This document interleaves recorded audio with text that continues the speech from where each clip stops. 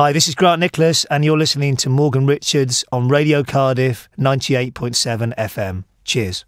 Hey, I'm Morgan Richards from Radio Cardiff for 90.7 FM. I'm extremely pleased to say that I'm at the Wise Buddah Studios here in London. I'm joined by a man who can only be described as an absolute legend to the Welsh and British music scene. He spent the last 20 plus years writing, recording, producing, and of course touring the world with his band The Feeder, but now focusing on his brand new solo project from Newport is of course the one and only Mr. Grant Nicholas. My God, that was quite a... Well, thanks for that, lovely introduction there.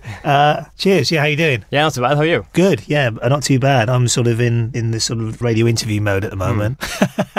Thanks for coming up from Cardiff to have a chat. Yeah, my pleasure. Things are good then. Yeah, no, it's good. I'm just getting ready to go on tour. The tour starts this Saturday in Brighton, sort of doing UK and then going back to Japan to do some dates there, and then I come back to the UK again and then sort of finish up in London. That's the last show of this tour, and then we might do some more dates if it goes well, but it seems to be sounding pretty well, so I'm actually pretty pleased about that. Oh, it's a difficult time to be on tour just after the summer period when everyone spent all their money on holidays and festivals, but but it seems to be doing pretty well. Yeah, oh, great to hear. So Grant, as many people know, going back 2 years ago now to the end of 2012, you and the rest of the guys from Feeder announced that you would be taking a short break to relax, take some time off after 20 plus years of touring non-stop and recording. But instead of that, some would say you've worked even harder over that time, working solid on your brand new solo project, releasing a debut album with that titled YorkTown Heights, with it having some phenomenal response, seeing you approach a different style of songwriting, acoustic bass, and stepping a little bit outside the box. Yeah, my plan was to take some time out,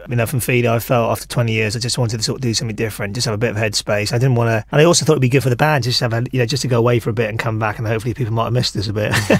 But we finished up at Brixham Academy, had a great, so that was the last sort of gig of the tour. I mean, we stopped on a real high point. It's only really me and Taka in the band like full time now anyway. So Taka was doing a little project in Japan, like a little side band thing. So I thought this would be a good time for me to do it now, to just have a break. And I just started writing songs. I was, my original plan was to maybe do some writing for for some other artists, and then I basically just felt really inspired, and there was no real plan to do a solo record at that time. It was only when I started playing some of the songs I'd written and recorded to my friends and family, they were like, oh, you should really do something different, you should put it out. And I was like, I'm not sure if I want to do a solo record yet. And I said, well, you have been going for 20-something years, it's about time.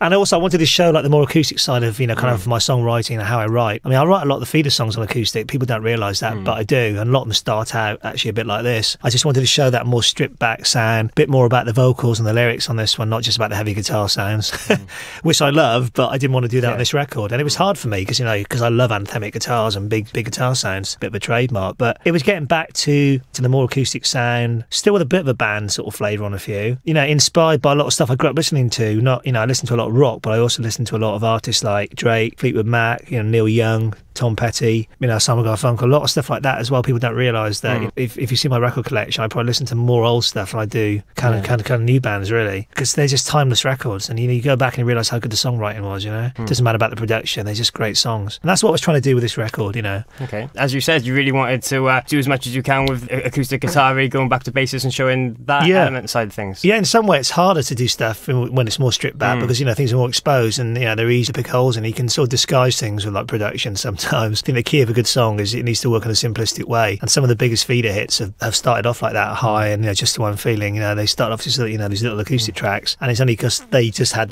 something that you could sort of add more to them, and they just got more anthemic, and that's the way we did them. But I kind of wanted to touch on that with this record. I wanted to sort of experiment with my voice a bit. I didn't have to be screaming over loud guitars on this album, so I could use a bit of my lower range as well, which I haven't done so much, which I really like, and I haven't really been able to use it so much on the Feeder stuff because there's too much noise going on, and that's down to that's down to me, I know, half the time. So it was kind of nice to hear that, and it was sort of inspired by I was listening to a lot of Johnny Cash and stuff like that, and I think just kind of loved the way his voice is really big in the speakers, and I've never really been brave enough to do it before, even after 20 years, but I thought, well, if I'm going to do it, this is a good time to do it now. But what I like about it is it goes from really simple acoustic songs like Soulmates that are, pretty much kind of just me and acoustic guitar, and then you've got some tracks that are a little bit more anthemic still. It's not all kind of mellow. You've got songs like Joan of Arc and Vampires and stuff stuff like that touch on what I do with feeder, but I've just done it in a different way. I've experimented a lot with lots of like old analog keyboards and old Rhodes pianos and Wurlitzers and stuff. So there quite a lot of sort of like retro stuff going on there as well. Yeah. Okay, well, awesome. And as we've mentioned, YorkTown Heights has received a fabulous response and feedback with the record coming out just a few weeks ago, midway through August on Pop and Candy. And listen to it, I do have to say, it's a top of those influences of some real beautiful and emotional songs with the acoustic and lovely piano melodies, but still has that real rock feel to it that people have come to know and love from you as well. Yeah, well, I think I do what I do, and some people sort of criticise you for saying, oh, well, it's kind of, it's kind of what you do. I was like, well, I'm an old school songwriter. I'm not going to go out and make a dance like,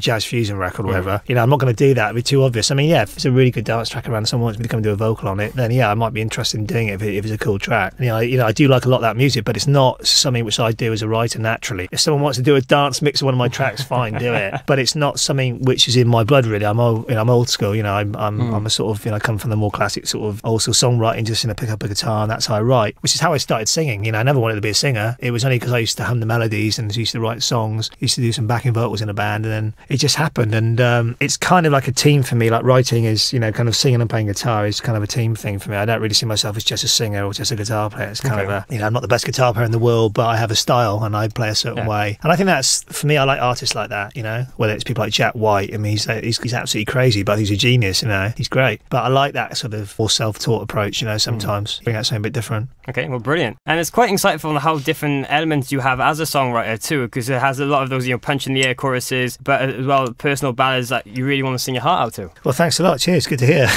I mean, I just put songs in there that I thought, that I like listening to, and it's very hard. I'm very critical of what I do, especially with the feeder stuff. And I felt, with this album, I thought, well, when I finish it, if there's something on there that doesn't feel right, I'm going to leave it off. And I think the only compromise on the album, probably for me, was actually the last single, Time Stood Still, because I kind of wrote that originally for possibly, giving to like another band. The original version I had in mind for that song was almost like a punk rock pop song, and you can do that song in so many different ways. But I decided to sort of demo it and do it in a slightly more suited to the album vibe. I mean, there's a lot of keyboards on that track. It's it's one of the more slightly left field ones on the album, like sonically. But I felt like the album needed something like that just to sort of take you through the whole journey of the record, because otherwise I didn't want it to get too ballady and too slow. So I felt like it needed just that little bit of a kick. And obviously with the album being out sort of like summertime, you kind of want something like that sometimes. So that was one I wasn't sure about, where to put on the record. But a lot of people around me kind of liked it and said, oh, it'd be a good, a good radio song. But anyway, otherwise I just felt really comfortable with the songs, and I'm enjoying playing them as well. And that's kind of nice to feel like that. I think people can see, I think you can tell when somebody's not really enjoying what they're doing. And I didn't want to be going through the motions on this record. I want to be enjoying it, but but I'm also proud of the record. And I worked really hard on it, and I think it came out well. Okay, well, great thing to hear. Cheers. And the album actually took you a staggering 14 plus months to record everything, where you actually done parts of the record in all different studios on both sides of the Atlantic, over here in the UK and as well in the States. Yeah. I mean, that wasn't solid recording. That was in gaps. I mean, the actual recording itself was actually probably not that long. Probably faster than, no longer than the feeder record. It's just that I did it in stages, which for me was great, because it meant I could live with the songs, I could go back to it, or it gave me time to actually write stuff as well. I went out to New York to do vocals, ended up staying there longer, wrote 3 or 4 songs there, came back, did some more stuff here. I've got a little home studio which I do a lot of vocals and overdubs in, which is a great space for me. And I did a few tracks on the album, and I did them in sort of like 2 afternoons, and it just came out really well. So I just put them on the album. So yeah, it was kind of nice to have that, going to America, just a whole different headspace, being away from family and stuff. It just made me like really focus on that. And I worked with a great engineer friend of mine, Brian Sperber, and he's really good at getting the best out of my vocals. So I wanted someone to sort of push me a bit and also give me a bit of guidance, even though I was sort of, it was kind of my little vision. I wanted somebody to sort of also push me as well. I didn't want it to just be this kind of, I think it's important, even if you have a vision for something, you still want to have input from people. Even if you don't go with their input, it's good to be sort of challenged on a few things. And you always get a little bit, always times when you're doing vocals where you can get a little bit insecure, or you don't feel like it's quite right, or you want or maybe you've got 2 options for for like a lyric and the chorus or something like that. So it's good to be surrounded by good people. But I had a very sort of clear vision for most of these songs, and just kind of the lyrics I kind of knew what I wanted to say on most of them, so it was easier to write. I kind of felt quite focused on them. Whereas like sometimes you have a great backing track, you just can't really come up with the lyrics until like the last minute, and that's happened on a few feeder songs. It was just a different process. I think because I didn't feel like the pressure of it being a feeder record, maybe. I'm sure that probably helped. I just feel the pressure of it being a solo record now. Yeah. But you know, but to answer your question, yeah, it wasn't really 18 months. That was just over that period of time, because I didn't have to rush it. You know, I thought, well, you know, take my time. Okay, well, that's fair enough. Yeah. And as you mentioned, when you were over in America, you actually wrote a few songs and stayed out there a bit more longer. But I actually understand that that's how you came up with the album title for YorkTown Heights, after being inspired by it, seeing it as the address for the studio. Yeah, it was basically, it's about an hour from Manhattan, which is doesn't sound like it's sort of out in the sticks, but it you know, you really feel like you're out in the woods, really. And my friend is, you know, it's pretty remote. I mean, people like commute, but it's sort of out in the country. You know, lots of like huge trees everywhere, and it's almost like being in Canada or something. You know, sort of big reservoirs everywhere, and they have like severe weather there. When I first turned up, it was like 4 feet of snow and stuff, and we got snowed in a few days. But it was great for recording. Obviously, lots of drinking too. You know, it all helps you for the inspiration. But it was just nice to go somewhere different. I think every time you go to a different country, it sort of brings something to an album. You know, so, you know, whether it's just like the way it makes you feel being somewhere different or whatever it is. But I mean, I always like sort of, you know, doing stuff in America anyway. It's quite nice to sort of mix up the two. And also, I was working with an old friend who's a great engineer as well, so it was quite nice. But I also worked with a great engineer here, so it was nice to work with two different people. In fact, actually 3 different engineers. And I gave them, you know, like a co-production thing, just because they worked so hard on the record. I thought, well, you know, I want to give them credit for what they did and all the time they put in, and gave me great deals on stuff. But it was a really organic process. I wanted it's kind of like a boutique album in some way. It was just all done in a very small way, and I kind of really enjoyed that process. And so everything about this campaign is like that. Like the merchandise is very minimal, but it's all very simple. A lot of it we've done ourselves. It's not like cottage industry, but I wanted it to be really organic, a little bit, not like redneck hillbilly, but I wanted to have a little bit that kind of slightly, I don't know, in the woods kind of thing. And I think that was going to America that really inspired that. The whole kind of visual side of the album, just the way we've done the photographs and everything. It's got a little bit of a flashback to sort of retro 70s, just in the, I don't know if you've seen the press pictures and stuff like that. It just felt that was the way to go with this record, and it was just a natural process. And one thing I actually wanted to mention to you is of the fact that the record kind of has quite a real family affair to it as well, showing how becoming a father over the last few years has been a massive part of your life. Because not only is there a track on the record titled Father to Son, but I also understand that the record artwork was actually hand-drawn by your 9-year-old daughter. Yeah, that was a complete accident. Yeah, I mean, I think doing a solo record can write about things that are a bit more personal to you. I didn't want to be overly sentimental, you know, everyone's got a family and friends, but it was just kind of, you know, well, it was a big change in my life having kids. You know, you know, little boys 6, and you know, my daughter's, you know, just 9. She was 8 when she started doing, you know, some of these drawings. But yeah, it gives you different things to write about. You know, I probably wouldn't put a song on the feeder album called Father to Son. It wouldn't feel quite right. I don't know if that would be right. But on a solo record, I thought, well, this is the time to do it. It just came. It's just one of those very simple songs. I think, you know, if I'm going to do it, this is the time to do it. And as for the artwork with my daughter, it was really an accident. The original sleeve was just just like it was going to be all iPhone pictures of just like kind of me in New York in the woods and bits of gear, just like the usual kind of very kind of, you know, lo-fi pictures and stuff, and quite edgy. And there was a shot of me walking across a bridge that my friend took, and it was really cold. I was wearing this hat, and it was just a really cool shot. And my friend overlaid some like trees on top of the actual picture and did this sort of weird cross-processing thing. And he looked like an old 70s cover. He looked like a Van Morrison cover or something, and it was great. And it had the same logo. And then my daughter went, "Daddy, I thought I can do a better album cover for you." This was just, I didn't even sort of like think about it. And then I came down in the morning, she'd done this little sketch of me, and it just had a real charm to it. I said, "Can you do some more of these?" So I got to do one for every song, which is like 15 in a special edition album, which took her about 3 weeks. And, you know, me talking about the songs and some of the lyrics to her. And I think it's just got a real charm to it. And I just kind of love the fact that she did that. And yeah, they look great. You know, they've been very popular. And I think most people are quite amazed that it was actually drawn by an 8-year-old at the time. She's got real talent for drawing. I thought it had that real organic thing that I was going for, and it was simple. And also for me, it just meant like so much more than just having just a picture of me. I didn't want to have like the typical solo singer, big picture on the front. You know, I wanted something different, so I played it a bit more low key. So yeah, no, she did a great job. Yeah, well, good to hear. Yeah, I know, and it's quite nice for her to look back on when she's older. Yeah, you know. Oh, awesome. Yeah, and of course, you've been very busy over the last couple of months in support of the record. You've been doing a lot of shows, especially over in Japan. We went over there to do Fuji Rock and much more, and even played Hyde Park supporting the incredible Neil Young as well. Yeah, well, we fortunately, you know, I was on the same stage, but I was in Hyde Park playing with him. But we did like a little Sony tent. It was a launch of their new game, and it was basically, it was on the Neil Young day, and so we got to, you know, watch Neil Young and do a gig there, and I think we got a free PlayStation out of it as well.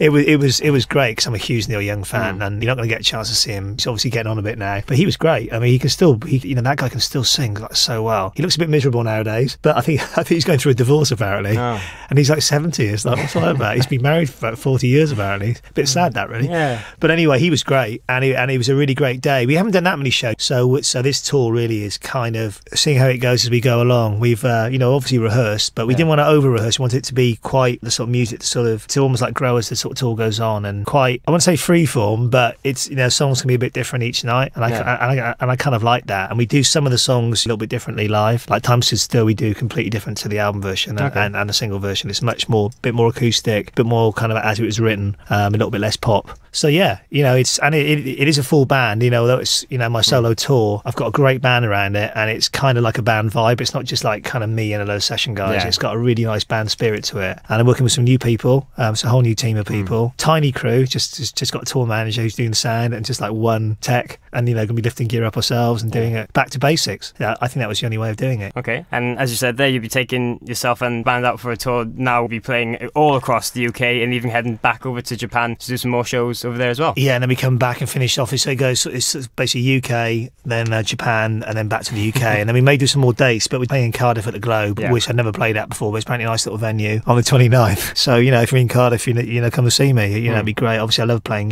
back in Wales. I've got obviously loads of friends in that area. So yeah, it should be nice. I think my parents are going to be coming to that one, so I'm sure my dad will be my worst critic. Anyway, but actually we did a street busk in Cardiff not long ago, outside HMV, for the Big Issue magazine, and that was good fun. So we did a set outside the shop, just with three of us, so it was sort of stripped back, and then we went inside and did like a little set in the shop. It was really good. Apparently James Bradfield came in, for the Manics, because obviously I know them, I've met them quite a few times and done a few gigs with them. He came and apparently actually bought my album, while I was playing upstairs. But he said, someone said, aren't you going to stay and say hi? And he said, no, I have to go back and cook the kids' tea, which I thought was very James. Brilliant. Quite sweet of him, wasn't it? So yeah, if you're listening, James, thanks a lot. I hope you like it. Yeah, well, the next thing I was actually going to mention was the fact that you did a couple of meet and greets in stores surrounding the release of the album, and you actually did busking session outside in Cardiff, Queen Street, and seemed to get a very good group of people joining in to watch you play. It was a weird time because it was about 4 o'clock, so a lot of people were still in work and stuff, and it was actually a good turnout, and it was a really nice sunny day as well, and it was just really good fun because some of those things that don't always work, or like nobody turns up. It was really good. I think we ended up doing about half an hour outside in the end. It was meant to just be 2 or 3 songs, and we ended up playing longer, and then we went inside and did like another half an hour, 40 minutes inside. So it was great, and just I love playing there, and obviously really looking forward to coming to Cardiff. I want to do more in Wales. Everyone says, "Oh, Feely, don't come to Wales enough." It's not because we don't want to. It's just the way things work out sometimes. But I'm really going to try and do more in Wales if I can. Flying the flag. Yeah. Good. Well, just a couple more things before you go. Obviously, now you're going to be very busy continuing to support this record in the near future, but what else can we expect from you? Well, I obviously want to get back to feeder at some point as well. I mean, I've got a few songs in the can which I wrote for this record that was just 2 feeder and a little bit too rock. So I've got a few kind of that we could use or maybe start with, and then probably going to try and turn around another feeder album and then sort of get back on the road with that as well. Or we may just go out and just do some shows and play some of the old stuff, or do some stuff that we haven't played for a while. Okay. There's been some talk about doing like one of our albums as a tour. I know it's quite popular now. You're going to go out and do maybe Comfort and Sound album and just do that album, and maybe a couple of new songs, just to say something different. I mean, there's quite a few people doing that now. Yeah. People, as much as you love a band, people want to hear the hits, don't they? They want to hear that, and I understand that. It's frustrating for the band because you want to do new music all the time, but you understand that same for me. If I go and see one of my favourite bands, they don't play the songs I love, I'm like, I didn't play any of the singles, didn't play any of the hits. So you might do that otherwise, just to fill the gap. Yeah. But I'm enjoying this at the moment. I probably will do another one of these at some point. I'll probably get on with another feeder album, and then maybe come back and maybe try another solo record at some point. It's just kind of nice to sort of fit it in between feeder here and there. And I just thought, I'm not getting any younger. I think this stuff I can play when I'm a bit older.